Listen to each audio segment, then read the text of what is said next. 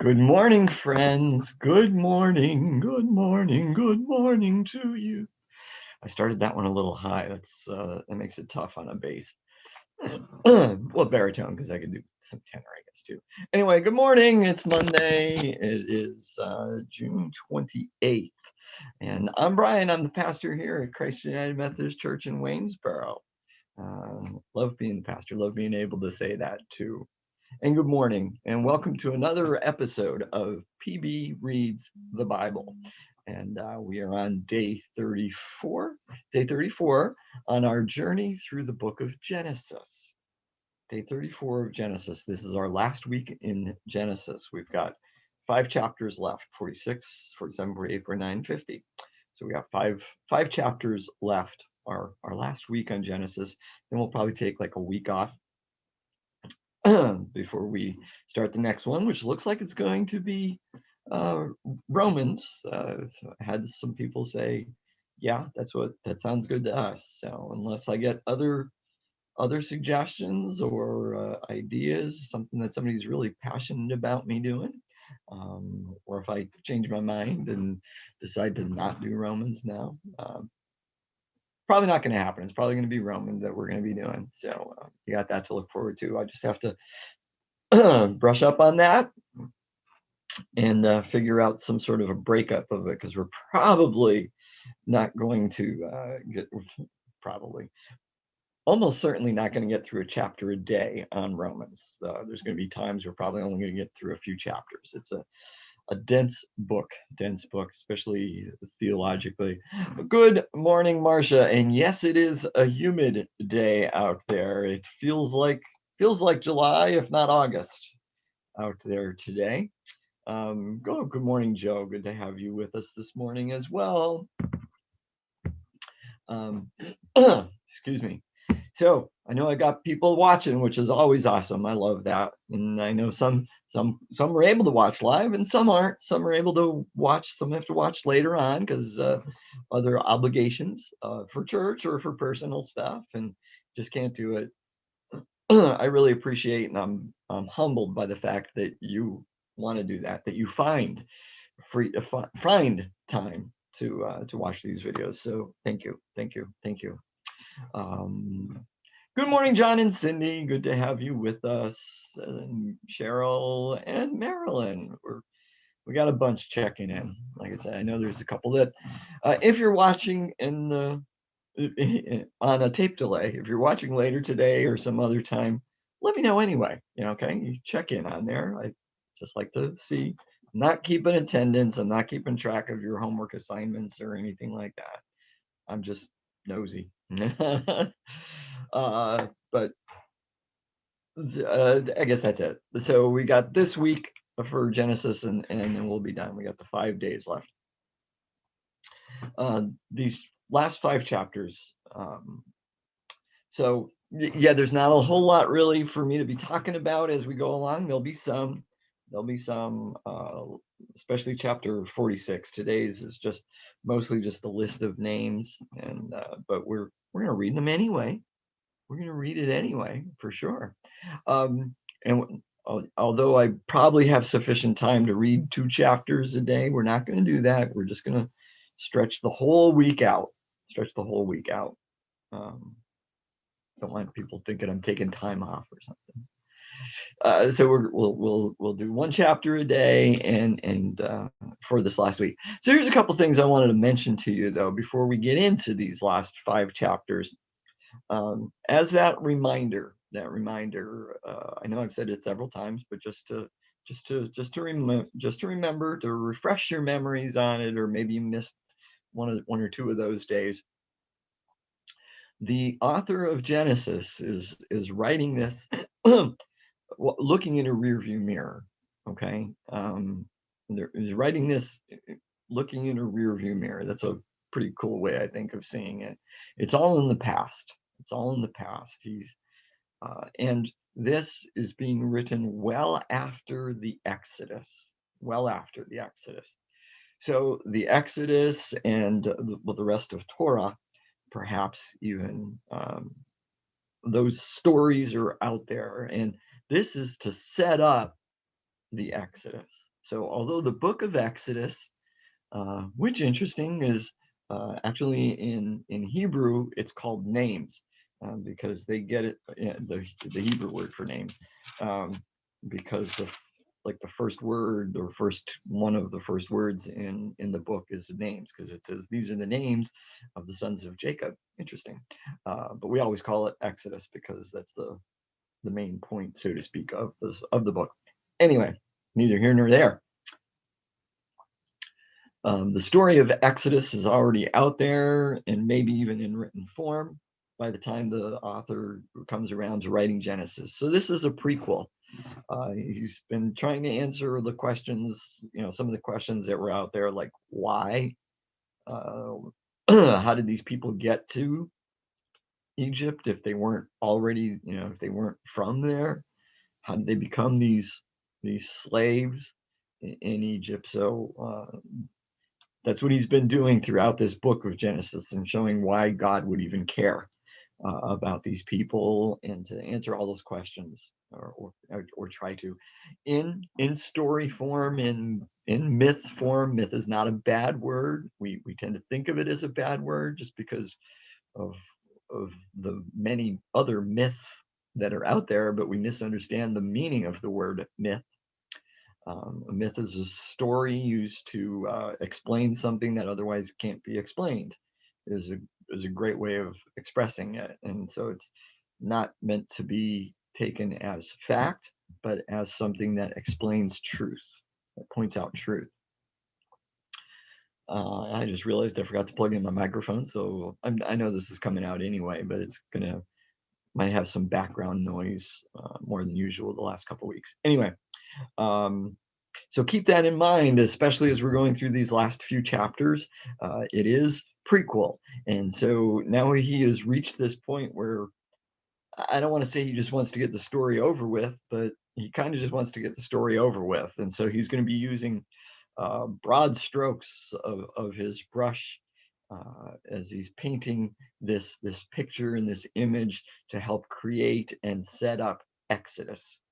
All right. And sometimes it's going to sound a little repetitive, like the same thing taking place, but just keep that in mind. He's finishing up his job of setting up the Exodus and the why. It's prequel. It's episode 3 of the Star Wars movies. The ending, I should say, of episode 3, where a whole lot and yet nothing happens, and it's just like almost rushed to paint those broad strokes and finish things up. So that's what's taking place in these last few chapters. Got it. So enough prequel from me, and let's get into it with chapter 46. So Jacob, I'm going to pause there because you might have a footnote on that. In Hebrew, it's literally Israel.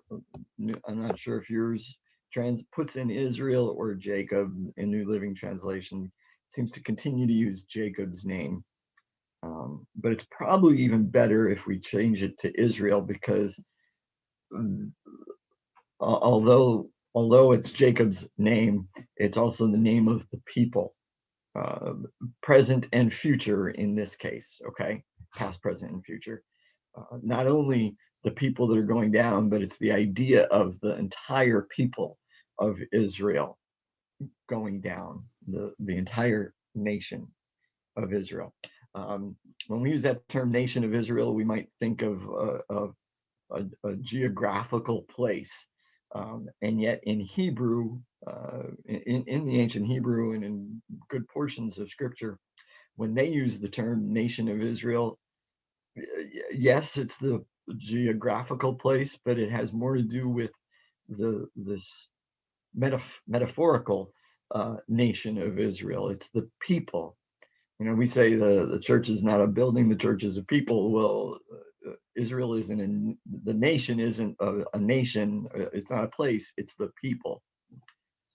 So it's probably better to say, so Israel set out for Egypt. So Israel set out for Egypt with all his possessions. And when he came to Beersheba, he offered sacrifices to the God of his father Isaac. During the night, God spoke to him in a vision. Jacob, Jacob, he called. Here I am, Jacob replied. I am God, the God of your father, the voice said. Do not be afraid to go down to Egypt, for there I will make your family into a great nation. I will go with you down to Egypt, and I will bring you back again.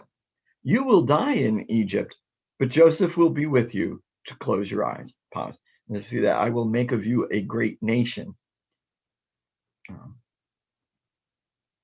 Okay. So again, nation isn't place, but it's people. It's people. The nation's not a building. The nation's not a place. Okay. So Jacob left Beersheba, and his sons took him to Egypt.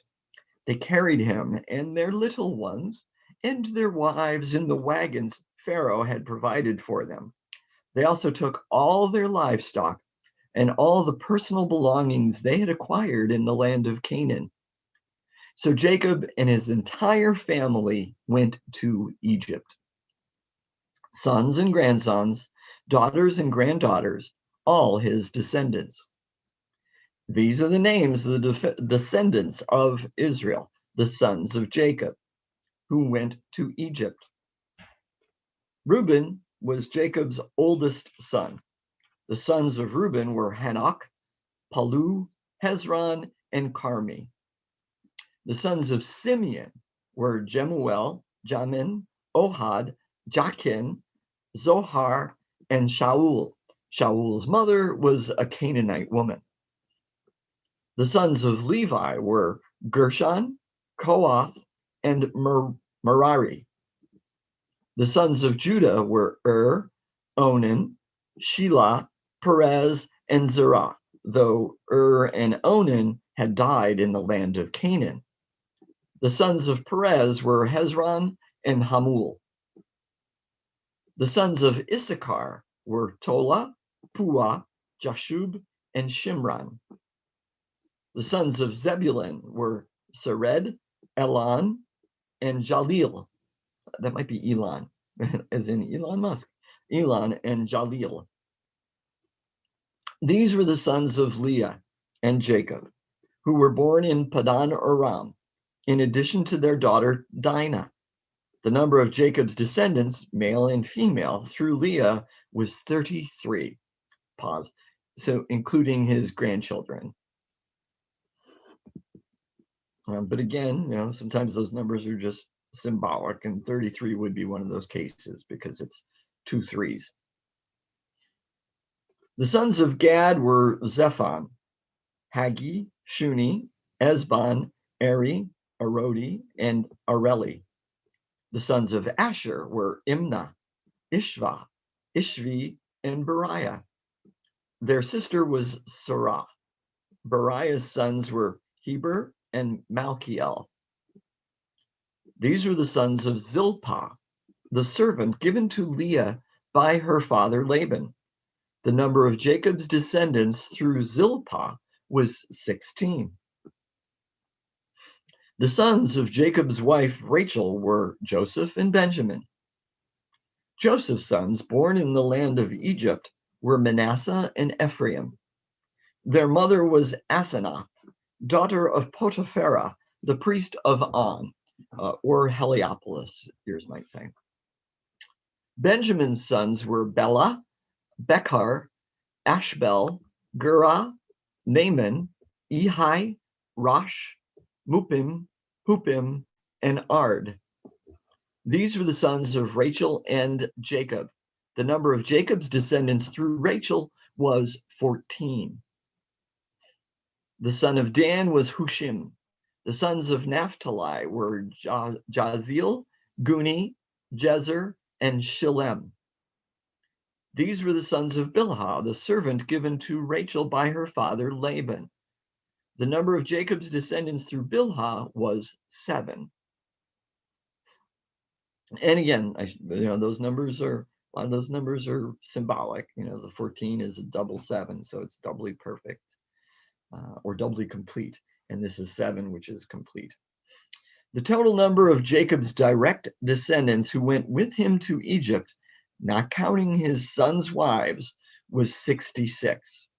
In addition, Joseph had 2 sons who were born in Egypt. So altogether, there were 70 members of Jacob's family in the land of Egypt. As they neared their destination, Jacob sent Judah ahead to meet Joseph and get directions to the region of Goshen. And when they finally arrived there, Joseph prepared his chariot and traveled to Goshen to meet his father Jacob. When Joseph arrived, he embraced his father and wept, holding him for a long time. Finally, Jacob said to Joseph, "Now I am ready to die, since I have seen your face again and know you are still alive." And Joseph said to his brothers and to his father's entire family, "I will go to Pharaoh and tell him, 'My brothers and my father's entire family have come to me from the land of Canaan.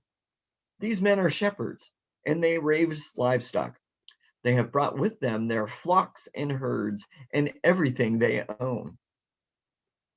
Then he said, "When Pharaoh calls for you and asks you about your occupation, you must tell him, 'We, your servants, have raised livestock all our lives, and as our ancestors have always done.'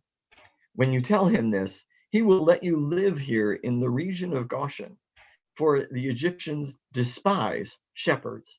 End of chapter. Actually, there's no historical evidence that the Egyptians despised shepherds. Sheep were there, so that's probably not true.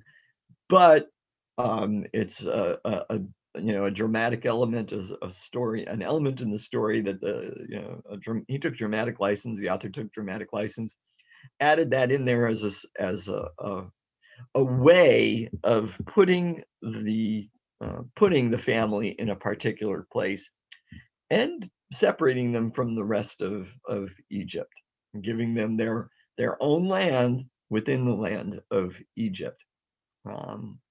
Perhaps as a way of keeping them somewhat separated and, hate to even say it, pure, don't know, to help prevent some of a lot of the mixing that might otherwise take place, and a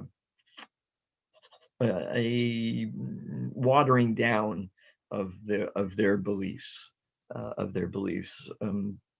Abraham and Isaac and Jacob and Joseph and the sons. This is the beginning of monotheism. Abraham was really the first, perhaps other than Noah. We look back at Noah as being that, but Abraham was the first one since Noah to be monotheistic, to believe and to have one God. And here in Egypt, there's all they've got all these gods. So perhaps also this is a way of the author, separating them so that their belief in one God doesn't get watered down and changed, and they start adopting all these other gods. Okay, so it's one more way of keeping them different and separated and all that kind of stuff. Anyway, all right, folks, so that's it for chapter 46. Yeah, it's only 20 after 9. Kind of letting you off easy today, but like I said, I just want to go one day at a time here, and finish this week up nicely, just one day at a time. All right, folks. Again, I do hope this has been beneficial to you. I thank you for taking time out of your day to join me, and I do pray that God has used me to help you learn something or relearn something, to teach you something for the day. Go about your days with love on your hearts and in your hands. Go about your days with your eyes and ears, physical and spiritual, wide open, so that you can see and hear everything that our living, active, loving God is doing in your lives, in the lives of those around you. When you see it, when you hear it, say, "Thanks, Papa," and then tell people about it, because we need to know. Be blessed, my friends. Be blessed.